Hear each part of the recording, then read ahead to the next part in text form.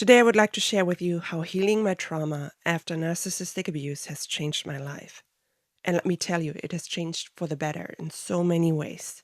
I think this podcast is specifically for those who are currently on the healing journey and dealing with the frustration that comes with it. I know, trust me, I've been there. It's tough. It takes a real long time. And unfortunately, nobody can walk the walk for you. That's why I would like to share my experience. My hope is that you'll find some validation and also, more importantly, the motivation to keep on going. When you're having unresolved trauma, you basically see the world through a different lens. I think the 1999 movie The Matrix with Keanu Reeves is a perfect analogy of what waking up from narcissistic abuse and healing looks like. You literally step out of the matrix when your eyes are open to the reality around you and step out of the fog you've been spending your whole life in so far. When I embarked on my healing journey, I literally had to relearn how the world actually worked. Let me tell you, it was exhausting and scary. Not only do you see narcissists everywhere out of a sudden, but realize you'll now have to learn and master the tools to navigate and survive in this new and often hostile world. It was pretty intimidating, but I knew what would be worse would be to get involved with another one of them and get re-traumatized all over again. And what's even scarier is to realize that all of your life so far, you hadn't even known yourself. And change is scary. But are you going to lose yourself when you're healing? Absolutely not. You actually reconnect to who you once were, but become the best and strongest version of it. I even began fulfilling a lot of my dreams I had as a child. In the course of having been traumatized at a young age, I had lost touch with that childlike innocence and my dreams and hopes had gone to sleep within me. And later as adults, we think that being playful is something silly, immature, or even stupid. I think I got a first glimpse of something or someone hidden inside of me when I began my acting career and had to connect with my feelings and emotions. I wasn't able to truly open up and connect with that part in me long before I had even known what narcissistic abuse was, let alone healing my inner child. Complex trauma that many of us had already started developing in our childhoods does this to us. And healing takes time. In fact, it took me 2 years, 1 year alone, to even understand what my counselor was trying to make me understand. I will link a few podcasts in the description below that talk about that. It's something I highly recommend, by the way. Take an acting class. Even if you're not striving to become a professional actor, it will open up a whole new perspective for you, how you see the world and yourself and others in it. And I think as survivors, we have the responsibility to heal ourselves. Because if we don't, we stay stuck in a victim mentality where we like to blame everybody else for our misery. In some ways, it's similar to how a narcissist would behave. Remember that narcissism moves on a spectrum, but the difference between them and us is that we have the ability to self-reflect and heal what requires healing.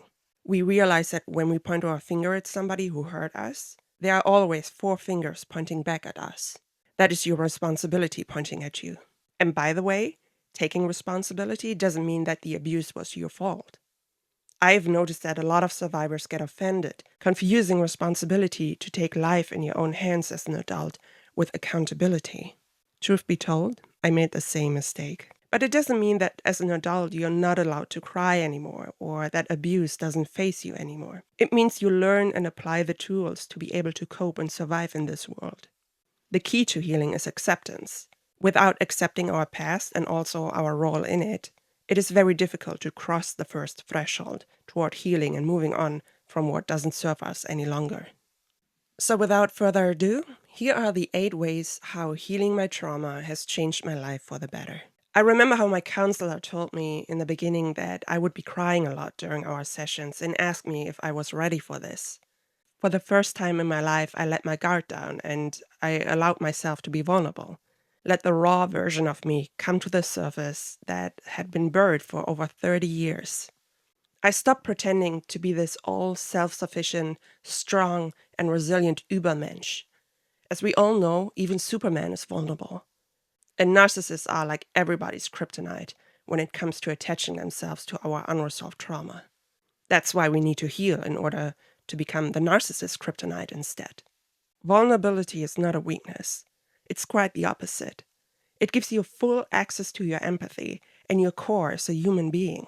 It fosters authenticity and the ability to connect with people on a pure and deeper level. I think I would have never been able to start the narcotic love community if I hadn't allowed myself to let my guard down completely. And these days, it allows me to help and validate other survivors as I'm doing right now. Being vulnerable sparked a whole new curiosity in me. I started asking people personal questions and became more joyful and engaged with others to the point they thought I was an extrovert. I'm not an extrovert, though. And whether you are a natural extrovert or introvert, that's just part of our personality type that we can't shake off, I think. So yeah, this leads me to the second point. I noticed my relationships improving, and that included my relationship to myself, of course. What you will notice when you start carrying yourself differently in this world, you will suddenly gain a lot more respect from the people around you. I noticed this specifically at my workplace because I finally realized my self-worth. For example, I love negotiating my salary these days because I know exactly what I bring to the table. Before, I just went with the first best offer and sold myself short. You simply won't allow people to take advantage of you anymore. And it will become so much easier to let things or people go that simply weren't meant for you. I also don't think of not getting what I want as a rejection, whether it's in my private or professional life. I used to be a working actress, and so many times I heard my coworkers say they got rejected by this or that casting director, which is similar to people getting rejected by a date or after a job application. And then I heard Al Pacino reframe it this way. One shouldn't think of it as a rejection, but having been given the opportunity to act. And that's just what it is. Whether it's a job interview or going on a date, it's merely an opportunity for something more. But if you think you were being rejected, it indicates that you felt somehow entitled to receiving the gift of a new job or a new relationship. But you are not. It's the same when people speak of the so-called friend zone. In my opinion, we are all in a friend zone by default. You're neither entitled to the upgrade nor own the other person. Nobody owes you anything, and you don't owe anything to anybody else. And keeping that in mind, you are basically mastering the law of attraction. I started engaging with more positive people because I began attracting the right people that would not focus on finding a way to exploit my vulnerability. You may also realize that the friends you made while you were still on the healing journey were not a perfect match and in many ways toxic even, because you hadn't learned all the lessons yet. Remember that you become like the people you surround yourself with the most. And that's why I made new friends who are in alignment with whom I have become. One of the reasons my relationships began improving is because I've learned to set boundaries, of course, which keeps toxic people away from me. Maybe you've never had any boundaries before, and by learning the red flags of a narcissist's manipulation tactics, you will also notice when they will try to break down these barriers to abuse or take advantage of you again. Boundaries are a sign of self-love and self-respect. It has become so much easier for me to tell people to leave me alone or tell them about the things I'm not okay with. Remember, you can be a nice person and still tell people to F off. Of course, in a respectful manner, and they will most likely respect you in return. Next, I stepped into my own power as I released all of that past conditioning that kept me limited in so many ways. I basically made use of my potential and, more importantly, also gained the courage to do so after healing. And speaking of courage, a strange thing I started doing was to compare the things that were frightening me to my past relationship. I told myself that whatever I have to go through to get better or to achieve a goal, it can never be worse than that. To give you an example, sometime after I had left my abusive relationship, I went to my dentist for my regular checkup. As usual, I thought I'd be in and out in no time without an issue. But instead, he found a wisdom tooth falling apart in the back of my mouth. I hadn't even noticed. And my worst dental nightmare came true. He told me to make an appointment the week after to pull it out. As a kid, I had 2 permanent teeth pulled out, and let me tell you, it was torture. So now I had a week to mentally prepare for this horror. And then I said to myself, you know what, Sarah? You survived a relationship with a malignant narcissist. You'd rather have your teeth pulled out than having to spend another second with him. It can't be worse than that. And guess what? It wasn't. In fact, my dentist was done within just a couple of minutes.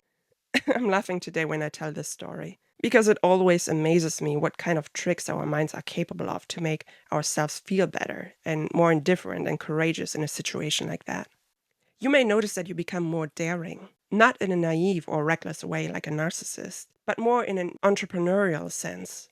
You make your own things happen because you've been somebody else's pawn for way too long. And you won't be overthinking this to let opportunity pass by, but figure things out along the way. A lot of healed survivors I know have become self-employed. They are not made anymore to play second fiddle or be the pawn working for somebody else's success in the corporate world. They've realized enough is enough and moved mountains to gain financial freedom and independence. This includes me. After all the people-pleasing, I'm finally showing up for myself and know how to manage my time and energy more productively and efficiently. That's because I've ultimately realized I have only one life. And life in itself is an opportunity at doing something great. Survivors have learned not to waste their precious time on things or people who do not create some form of a return anymore. That doesn't mean they're selfish, but the minimum is that something or someone shouldn't make us feel bad about getting involved. They've mastered the art of creating returns on investment, so to speak, in whichever way possible. And the more you step into your own power and become more daring, the more self-confidence you build for yourself as well. While we're here, you can see this particular phenomenon on YouTube. Go to any random successful channel by a popular YouTuber and check out their oldest videos to see how they started out compared to how they present themselves today. You will see how much more confident they've become with time, doing their own thing and being courageous and daring enough to put themselves out there in the world. It's very interesting and encouraging indeed. While narcissistic abuse kept us small and losing ourselves and our own voice in the process of it, your new self-confidence improves your overall appearance, the way you move and talk, how you express and articulate, and show and stand up for yourself. That doesn't mean you present yourself as this loud and proud kind of person. Let's call it more focused, calm, collected, or professional maybe. You step into leadership, and that will also keep you safe. Narcissists are predators, and they know exactly what low self-confidence looks like. In 1981, there was a study made by Betty Grayson and Maurice Stein, in which they showed a videotape of pedestrians walking in New York City to a group of convicted criminals. They asked them whom they would target in the streets, and all of them chose the exact same people based on the way they were walking and carrying themselves in public, and the cues they would give off, signaling their low self-confidence, weakness, fear, and exploitability. And it's shocking to realize that this is exactly how the narcissist picked us as well. It's shocking to realize how much we unknowingly showed of ourselves out there and exposed ourselves in the wild that would mark us a vulnerable prey to their manipulation. But that doesn't work anymore. Not even any of those little snide remarks. They will run like water off a duck's back, because you know yourself well enough now that you stop taking things personally and won't even waste a second to defend yourself. Instead, you just shrug it off and move on. And because I don't focus and dwell on the negative anymore, this leads me to my next point. I've made it a habit to turn my negative experience into something positive. This podcast you are listening to wouldn't exist if I didn't. I've turned my abusive relationship into an opportunity to share my negative experiences in order to help and validate other survivors like me. So instead of asking myself, why is this happening to me? I ask the question, what does it teach me? And I think that has also made me a lot more forgiving toward myself and other people, as we all make mistakes sometimes. Which leads me to talking about point number 7, accountability. I've started holding myself and others accountable, which is also a sign of integrity. I take ownership in life without any shame attached to it or holding me back. I admit when I've made a mistake. Things are only getting worse if you don't take accountability and correct the situation. I've learned to apologize. And again, it inevitably improved my relationships with other people because it builds a lot of trust. With healing, you simply become more mindful and aware of the human aspects of life. Nobody's perfect, and we can all learn from each other by holding up the mirror. Remember that other people's behavior toward us is also always a reflection of ourselves. And if that doesn't work out, at least you stop the ruminating thoughts, which is my last point. You let go of the things you cannot control. And that is one of the most important steps in the healing process, and to keep on living a happy life. I let go of the things I cannot control. You cannot change people, and recognize they cannot change you if you won't let them. It's so freeing to know this. I stopped reading the news even, but only check in every now and then. That doesn't mean I'm ignorant toward what is going on in the world. But right now, We live in some very strange times, and it's all negative. If I allowed this to have an effect on me, I wouldn't get anything done and live a life in fear 24/7. It's reality that I cannot change any of that, except for maybe casting a vote and be a good citizen by taking care of my own surroundings. I see a lot of these keyboard warriors right now politicizing everything and getting angry and upset or even attacking people who don't comply with their views and opinions. What a waste of time and energy, in my opinion. How is that in any way productive and leading to the peace they allegedly want?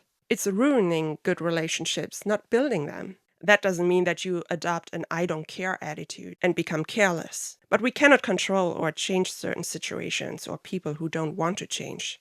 And as I said before, the key toward healing is acceptance. Accepting the things you cannot change and realizing you can only change yourself and how you respond to certain situations.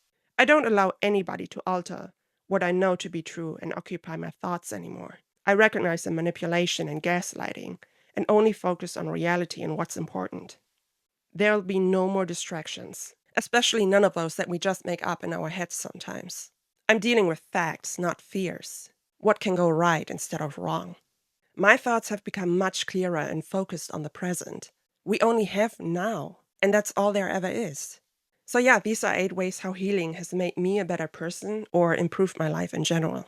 All of that being said though, remember that just because you've healed, it doesn't mean you won't attract narcissists anymore. You're just as attractive to them as you were before, maybe even more so now because you exude a new light and they enjoy tearing down a strong and bright shiny object.